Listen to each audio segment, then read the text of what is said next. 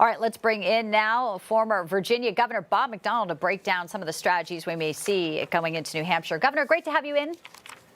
Thanks, Bianca. Glad to be on. So let's first dissect Haley's comments about this being a two-person race. She also announced today that she will not debate anyone unless it's Donald Trump or Joe Biden.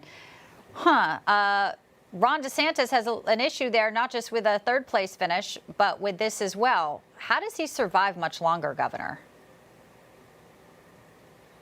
Well, it is a little bold to say it's a two-person race when you finish third, but I think what she means by that, Bianca, is Ron DeSantis put almost most of his eggs in that one basket of Iowa,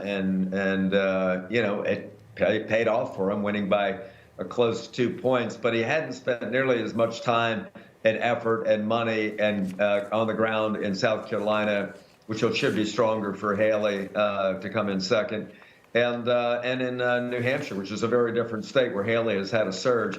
So I think it's still a three-person race, but if DeSantis finishes third and the fundraising starts to dry up, he's going to have a hard time making it to South Carolina. The good news is he raised so much money early because he was clearly looked at as a competitor directly to Donald Trump. Yes. That he's got money in the bank, maybe able to hang in a few more states. I do think it is going to come down to Haley and Trump. And when it is just those two, I think the race does tighten. Haley's carved out a clear lane, is no drama, just results. And, when you compare the Biden and Trump drama to what she's offering, I think she's got something to sell.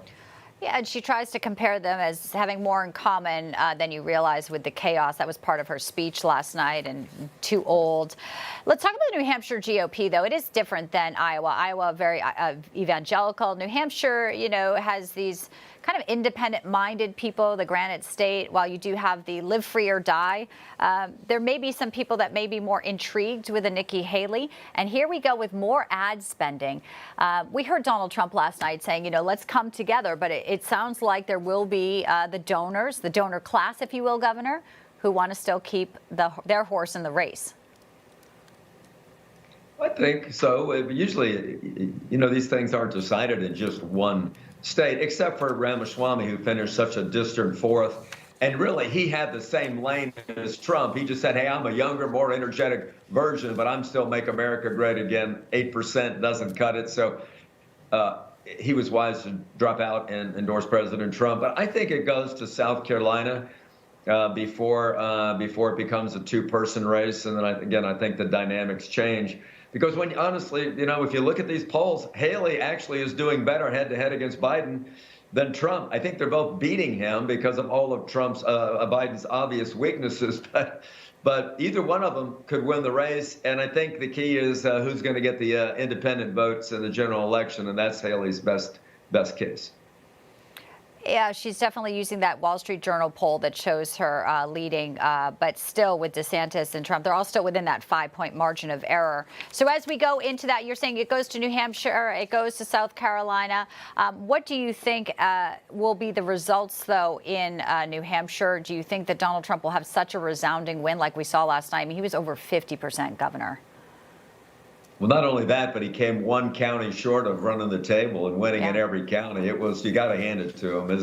His ground game was great. The affection of people in the party for what he does, maybe not his conduct and his tone, which I don't appreciate, but his policies and his willingness to correct some of the horrific problems at the border and on the international stage and with jobs.